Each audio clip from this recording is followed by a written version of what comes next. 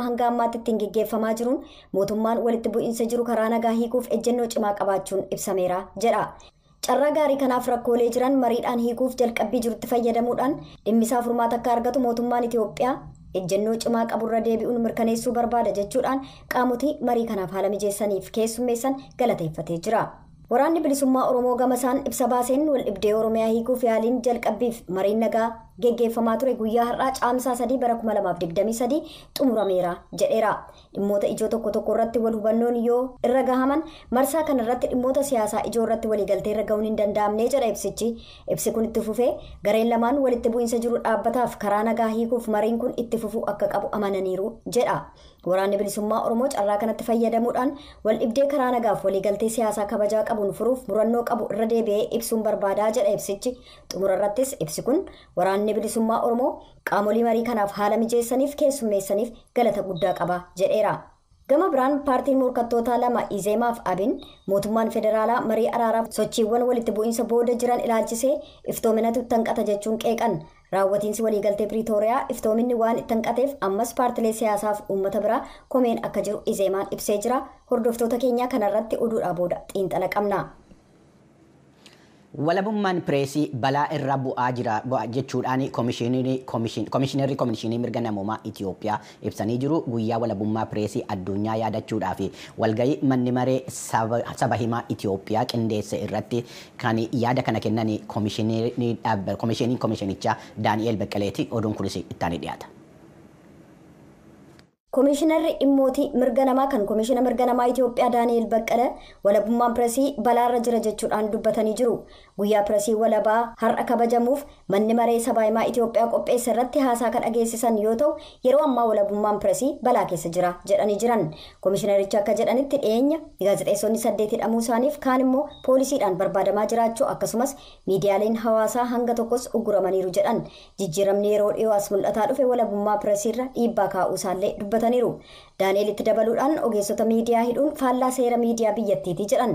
Dura ta'an mana maree saba himaa Itoophiyaa obbo Amaara Aragaawii gama isaaniin mootummaan mirga walabummaa yaada ofiin ibsachuu ilaalchisee itti gaafatama heerri kenneef akka ba'ullee gaafataniiru. Waliigalteen lola dhaabinsuu mootummaa Itoophiyaatii fi adda bilisummaa uummata Tigraay gidduutti mallatteeffame kaleessa ji'a ja'affaa guutee yommuu jiru kanatti waldhabiinsa waggoottan lamaa fi kaaba Itoophiyaa keessatti taasifame akka hiike ibsameera.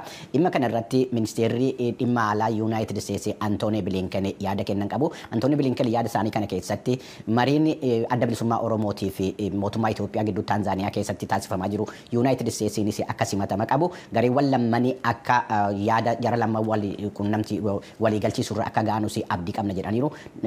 Gabaasni kunis ittaanee isin dhiyaata. Waliigaltee lola dhaabinsaa mootummaa Itoophiyaaf adda bilisummaa uummata Tigraay gidduu ture dhaabuuf waliigalteen Piriitooriyaa irratti irra ga'ame kaleessa jechuun 9 bara 2022 baatii ja'affaa lakkoofsisee jira jechuudhaan ministiriin dhimma alaa Yuunaayitid Isteetsi ibsa baaseen beeksiseera. Kunis waggoota lamaaf walitti bu'iinsa kaaba Itoophiyaa keessaa xumuree nageenyi buufatee miidhaa jirurraa dandammachuun akka itti fufu taasiseera jedha ibsichi. Milkaa'inni adeemsa nagaa gamtaa Afrikaan durfameef kan Yuunaayitid Isteetsi taajabdummaan hirmaatte duula gamtaan Afrikaa akka callisu geggeesseef hooggansa durataa komishina gamtaa Afrikaa Musaa Faakii akkasumas tattaaffii addaa kan gurmuu sadarkaa olaanaa akka gamtaa Afrikaan geggeeffameen ta'uu ibsichi tuqeera. Ibsi ministirii dhimma alaa kun itti dabaluudhaan Yuunaayitid Isteetsi mariin araaraa Taanzaaniyaa keessatti waraana bilisummaa Oromoof mootummaa Itoophiyaa gidduutti geggeeffame galateeffachuudhaan qaamoleen hundinuu rakkoo jiruuf furmaata kennuuf amanamummaa gaariin akka mari'atan ni jajjabeessiti jedha ibsi ministirii haajaa alaa Ameerikaatiin ba'e kun. Mootummaan bulchiinsa yeroo naannoo Tigraay waa'ee midhaan gargaarsaa gabaa irratti gurguramaa jiraachuu qorachaa jiraachuu isaa ibsee jira. Komishinii hoggansa sodaa balaa naannichaa sababa gurgurtaa midhaan nyaataa kanaaniin wal qabate nyaanni gargaarsaa gara Tigraayitti ergamaa jiru erga dhaabbate guyyaa 20 ta'uu isaa ibsee jira. Naannichatti daayiriktarri dursa akeekkachiisaa fi kenna deebii kan ta'an obbo Gabre Egzaabeer Aragaawii erga mootummaan yeroo hundeeffame asii naannoo Tigraay keessatti midhaan nyaataa irratti hanni raawwatame akka hin jirre ibsanii yeroo wal waraansaa sana kuusaalee Zaalambassaa, Qulloo Makaddaa, Addigiraat, Iroob, Adowaa, Aksum, naannoo Allamaaxaa, Koromii fi Waajjiraat keessatti hanni raawwatamuu isaa ibsuu isaanii Mulgeetaa Asba'aa gabaasee jira. Yommuu gara oduu biraatti darbinu immoo bulchiinsa naannoo kibba Itoophiyaa godina Hadiyyaa aanaa Wadaachoo keessatti Badawaachoo keessatti barsiisota irraa kan hafe hojjettoonni mootummaa harki caalaan isaanii mindaa ittuu hin argatin jiraachuu isaanii ibsanii jiru. Oduun kun dabalataan ittaanis ni dhiyaata. Hojjettoonni mootummaa naannoo kibba Itoophiyaa godina Hadiyyaa aanaa Badawaachoo bahaa mindaa ji'oota 3 kaffalamuu dhabuu isaatiin gadduu isaanii dubbatan. Barsiisota irraan kan hafe hojjettoonni mootummaa irra caalaan isaanii baatii 3 mindaa isaanii hin arganne jedhan. Bulchaa olaanaan godina Hadiyyaa Abrahaam Meechaa raadiyoo sagalee Ameerikaaf akka himanitti qonnaan bultoonni godina sana keessa jiran liqaa xaa'oo kaffaluu waan dadhabaniif hojjettoonni mootummaa ji'a 3 kaffaltii isaanii hin argatin turan jedhan. Bulchiinsi isaanii waajjira faayinaansii naannoo kibbaarraa liqiidhaan xaa'oo bitee herrega kana baasuu dadhabuu isaa ibsaniiru. Naannichi maallaqa kana herrega hojjettoota mootummaaf kaffalamurraa hir'isuu isaallee ibsaniiru. Dhaabbata mootummoota gamtoomaniitti aanga'aan gargaarsa namoomaa yommuu lammiileen Sudaanii fi warreen biyyoottan alaa biyyattii keessaa bahaa jiranutti isaan immoo Sudaaniin seenanii jiru. Gabaasni kunis ittaanis ni dhiyaata. Lammiiwwan Sudaan kumaan lakkaawamaniif lammiiwwan biyyootii alaa biyyattii Afrikaa bahaa walitti bu'iinsaan raafame keessaa dheessuuf ennaa wal ga'anii jiranitti itti gaafatamaan dhimmootii gargaarsa namoomaa ka tokkummaa mootummootaa roobii har'aa handaara galaana Sudaan ga'anii jiran. Dhimmootii gargaarsa namoomaa ka tokkummaa mootummootaatti barreessaa olaanaaf qindeessa gargaarsa yeroo hatattamaa akka ta'an Maartin Griffiths fuula Tiwiitara isaanii irratti akka barreessanitti magaalaa Poort Sudaan keessatti daawwannaa isaan geggeessan uummata Sudaaniif cicha jiru mirkaneessuuf jechaa jedhan. Gamas dhaqqabuun isaanii waliigalteen lola dhaabinsaa walakkeessa halkanii kan itti dhumatu guyyaa dhumaarra yoo ta'u kunis lola sana dhaabuuf gumaachi inni taasisu xiqqoodha jedhameera. Daawwannaan isaanii kun walitti bu'iinsa jeneraalota biyyattii gameeyyii lamaan gidduutti uumameen namoota lola gidduutti danqamaniif qe'ee ofirraa buqqa'an ilaalchisee ka jiru haalli namoomaa yaaddessaa ta'uun dabalaa waan dhufeef jecha. Haa ta'u malee dhaabbileen tokkummaa mootummootaa hojjettootaaf dhiyeessii murtaa'aa ta'een attamiin hojjechuu danda'u inni jedhu gaaffii keessa galee jira. Gamtaan Afrikaa jeneraalota Sudaan lolarra jiran irratti dhiibbaan dabalataa dhukaasa dhaabuu akka kaa'amuuf gargaarsi namoomaa akka hayyamamu gaafatee jira. Walga'iin ariifachiisaan waa'ee Sudaan irratti gamtaa Afrikaatti geggeeffame miseensota tokkummaa mootummootaaf kan IGAD walitti fideera. Afrikaa keessatti walitti bu'iinsaa fi hongee irraa kan ka'e duutii beelaan wal qabate dabalaa jiraachuu isaa hanga'oonni tokkummaa mootummootaa ibsanii jiru. Ardittii keessatti nyaata dhabiinsa adeemaa jiruun wal qabatee rakkinni jiru fuula durattis akka balaa ta'uu danda'u akeekkachiisa kennaniiru. Gabaasni kunis ittaanis ni dhiyaata. Sababa jijjiirama qilleensaaf walitti bu'iinsa mudateerraan kan ka'e Afrikaa keessaa lakkoofsi namoota beelaan du'anii dabalaa dhufuusaa hanga'oonni tokkummaa mootummootaaf jaarmoliin kan mootummaa hin ta'in kamisa kaleessaa ibsa kennaniin beeksisaniiru. Akeekkachiisi isaanii kun Afrikaan rakkoo nyaataa kana dura argamee hin beekne keessa seenuusaa kan dhaga'ame kanneen duula farra beelaa geggeessaniif ogeeyyiin ibsa walitti aansu erga kennanii booda. Jaarmiyaan gargaarsa daa'immanii UNICEF dhaabbati kan mootummaa hin ta'in Care of Oxfam Paaris keessatti ibsa waloodhaan tuuta oduuf kennaniin Itoophiyaa, Keeniyaa fi Soomaaliyaa keessaa giddugaleessaan sekondii 36 keessatti namoonni beelaan du'aa jiru jedhan. Namoonni Saahel keessaa miliyoona 20 hedaman illee hanqina nyaataa kan isaan mudate ta'uu dubbataniiru. Bakka hokkara warra jahaadaan raafamte Burkina Faso keessatti ka waggaa tokko dura yeroo wal fakkaatu caalaa baatii amajjiif fulbaana bara 2022 keessa ijoolleen dachaa 3 ta'an ajjeefamaniiru. Lakkoofsi ijoollee hanqina nyaataa hamaan miidhaan irra ga'e illee walakkaadhaan dabaluu UNICEF beeksiseera. Oduun galgala kanaaf qabnu kanuma.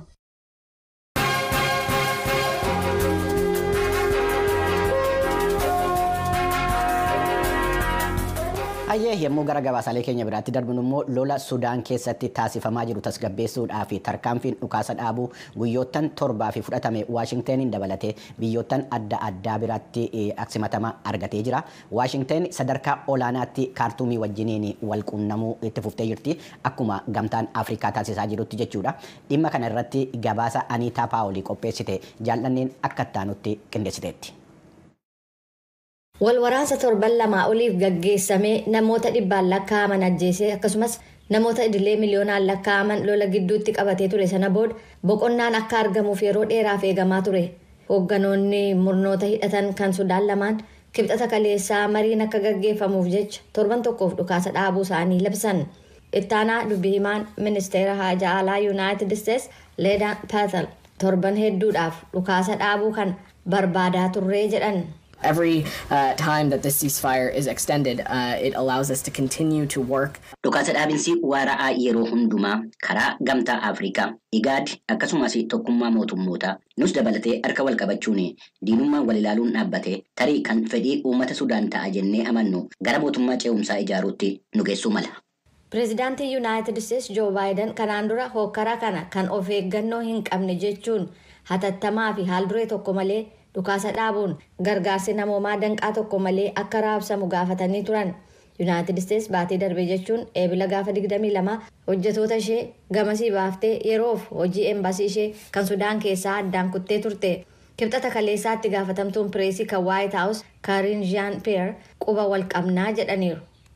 We remain in close contact with the Sudanese military and civilian leaders to see what we can to help them identify a path to Hoogganoota waraanaa fi siviilii kan Sudaan waliin walitti dhufeenya cimaa taasifneen karaa itti diinummaan wal ilaaluun itti fufiinsaan dhaabbachuu danda'u akkasumas kan qophii gargaarsa namoomaa dabalatee maal gochuu akka dandeenyu ilaaluuf yeroo hundaa sadarkaa olaanaa irratti wal quunnamaa jirraa jedhan. Finfinnee keessatti gamtaan Afrikaa kibxata kaleessaa akka beeksisetti isaanis rakkoo kanarratti cimanii hojjetaa jiru. Qoqqobbii Yuunaayitid Isteets waggoota kurnaan lakkaa'aman darbaniif Sudaan irra keessee fi hariiroo Waashintaniif Kaartuum gidduutti qormaata ta'ee ture sun michoonni naannoo yookaan kutaa sanaa kan Afrikaa Sudaanii fi furmaata barbaaduu keessatti hirmaachuu qabu jechuudhaan aangoonni Ameerikaa akka dubbatan taasisee jira. Dura taa'aan Koomishina Gamtaa Afrikaa Mohammad Labat akka jedhanitti.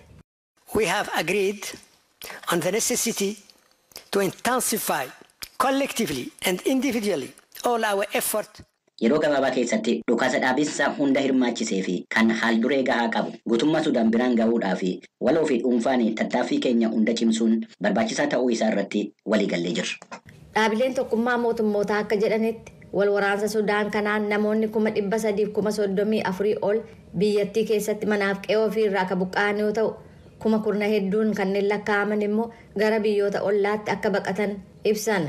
Dhaabileen gargaarsaas gama isaaniin baqattoonni 800,000 ol ta'an baay'inaan akka baqatan waanuma eegamu ta'uu dubbatu. Kaartuum keessatti halkan yeroo ga'u namoonni hedduun dhukaasa dhaabinsi labsame kun boqonnaa fudhachuudha moo waan haaraa jiraa jedhanii gaafatu. Guyyootiin fuullee keenyaas kanaaf deebii kennuuf jiru.